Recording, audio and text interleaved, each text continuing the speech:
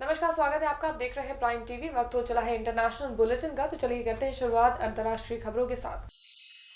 Congo पर बोलते हुए संयुक्त राष्ट्र के प्रवक्ता ने कहा कि किशानसा में हाल ही में हुए भारी बारिश और भूस्खलन में कम से कम 48 लोगों की मौत हो गई है। उन्होंने कहा कि यहाँ मरने वालों की संख्या लगातार बढ़ रही है। प्राकृतिक आपदा से करीब 4,30,000 लोग प्रभावित हुए हैं। संयुक्त राष्ट्र महासचिव एंटोनियो गुटेरेस के प्रवक्ता स्टीफन डुजारिक ने कहा कि कांगो में आई आफत काफी भयानक है। उन्होंने कहा कि सभी देशों को प्राकृतिक आपदाओं से निपटने के लिए नीति बनाने की जरूरत है। पाकिस्तान के पूर्व पीएम नवाज शरीफ की तबीयत में कोई सुधार नहीं हुआ है। उनकी हालत लगातार खराब हो रही है। नवाज शरीफ के बेटे हुसैन नवाज ने कहा कि उनके पिता के स्वास्थ्य में सुधार के कोई संकेत नहीं है। उन्होंने लोगों से कहा कि वो लोगों से अनुरोध करते हैं कि वो नवाज शरीफ के लिए दुआ करें। उन्होंने कहा कि बोन मैरो का निदान एक बहुत ही संवेदनशील मुद्दा है। बेटे ने बताया कि शरीफ के इम्यून सिस्टम को मजबूत करने की दवाई दी जा रही है। फिलहाल उनकी हालत बेहद खराब है। अमेरिका में भारत के टॉप राजनयिक ने कहा कि कश्मीरी पंडितों की वापसी के लिए भारत को कश्मीर में इजरायल मॉडल अपनाना चाहिए। उन्होंने कहा कि वहां कश्मीरी पंडितों को आबाद करना चाहिए। न्यूयॉर्क में भारत के काउंसिल जनरल संदीप चक्रवर्ती ने कश्मीरी हिंदुओं के एक कार्यक्रम में ये सब कुछ कहा। अगर इजरायल ऐसा कर सकता है तो हम क्यों नहीं। उन्होंने कहा कि इजरायल ने विस्थापितों को न केवल सुरक्षा दी है बल्कि उनका खास ख्याल भी रखा है। पाकिस्तान के सेना प्रमुख जनरल बाजवा की वर्दी खतरे में है। इस मामले में आज पाकिस्तानी सुप्रीम कोर्ट अपना फैसला सुनाएगा। बता दें कि पीएम इमरान खान ने 19 अगस्त को एक आधिकारिक अधिसूचना के जरिए जनरल बाजवा को 3 साल का कार्यकाल विस्तार दिया था। इसके पीछे उन्होंने क्षेत्रीय सुरक्षा माहौल का हवाला दिया था। बाजवा का मूल कार्यकाल 29 नवंबर को समाप्त होने वाला है और यदि सुप्रीम कोर्ट ने उससे पहले उनके पक्ष में फैसला दिया तो वो इस पद पर बने रह सकते हैं। लेकिन इस मामले पर पाक शीर्ष न्यायालय का फैसला बाजवा को और 3 साल इस पद पर रहने से रोक भी सकता है।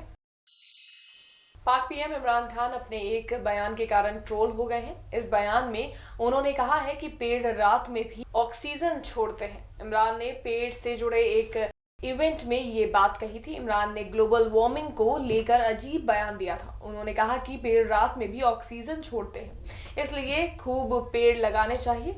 उनके इस बयान के बाद सोशल मीडिया पर उनका जमकर मजाक उड़ाया जा रहा है। लोग कह रहे हैं कि इमरान कुछ तो नॉलेज बढ़ा लीजिए। बता दें कि इससे पहले भी अपने बयानों के चलते इमरान सरकार के मंत्री भी हंसी का पात्र बन चुके हैं। अमेरिकी अंतरिक्ष अनुसंधान केंद्र यानी कि नासा ने जानकारी दी है कि अंतर्राष्ट्रीय अंतरिक्ष स्टेशन का कोई शौचालय काम नहीं कर रहा है। उन्होंने कहा कि इस कारण अंतरिक्ष यात्रियों को डायपर का इस्तेमाल करना पड़ रहा है। आईएसएस के कमांडर लूसा परमिटानो के मुताबिक अमेरिकी हिस्से में लगा शौचालय लगातार खराबी का सिग्नल दे रहा है। वहीं रूसी हिस्से में लगा हुआ शौचालय पूरी क्षमता तक भर चुका है और इसका प्रयोग नहीं किया जा सकता। बता दें कि अंतर्राष्ट्रीय अंतरिक्ष स्टेशन में रूस के निर्मित 2 शौचालय लगाए गए हैं। एक शौचालय अमेरिका हिस्से में लगाया गया है और वहीं दूसरा रूसी हिस्से में लगाया गया है। आतंकियों की पनाहगाह बना पाकिस्तान दुनिया के सबसे खतरनाक टूरिस्ट डेस्टिनेशन में शामिल है। एक शोध में इसका खुलासा हुआ है। ये शोध इंटरनेशनल एसओएस कंपनी ने किया है, जो कि रिस्क एडवाइज्ड कंपनी है। ये कंपनी हर साल दुनिया के उन मुल्कों का जायजा लेती है जहां पर सैलानियों को ज्यादा अधिक खतरा होता है। वहां पर सुरक्षा के अलावा मेडिकल और रोड सेफ्टी पर भी कोई ध्यान नहीं दिया जाता है। इस कंपनी ने जो ताजा सूची जारी की है उसमें 13 देशों का नाम शामिल है। ये सभी देश 2020 में भी सबसे खतरनाक टूरिस्ट डेस्टिनेशन में शामिल हैं। इसमें पाकिस्तान को नंबर 1 पर रखा गया है। हांगकांग में प्रदर्शनकारियों के समर्थन करने वाले हांगकांग मानवाधिकार बिल पर चीन को मिर्ची लगी है। चीन ने इस पर तीखी प्रतिक्रिया दी और कहा कि अमेरिका चीन के मामलों में दखल न दे। चीन ने कहा कि अगर अमेरिका ऐसा जारी रखता है तो अमेरिका जवाबी कार्रवाई के लिए भी तैयार रहे। चीनी विदेश मंत्रालय ने कहा कि अमेरिकी कानून, अंतर्राष्ट्रीय कानून और अंतर्राष्ट्रीय संबंधों को नियंत्रित करने वाले बुनियादी मानदंडों का गंभीर उल्लंघन है। मंत्रालय ने कहा कि यह अमेरिका का अडियल रवैया है। चीन इसका पुरजोर विरोध करता है।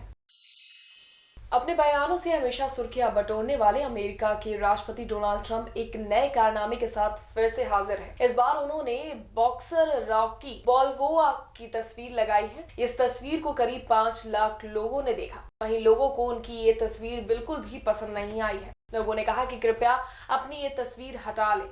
वहीं कई लोग ने उन्हें अलग अलग मैसेज लिखकर ट्रोल भी किया। बता दें कि इस समय राष्ट्रपति छुट्टियां मना रहे हैं और वेस्ट पाम के गोल्फ क्लब में हैं।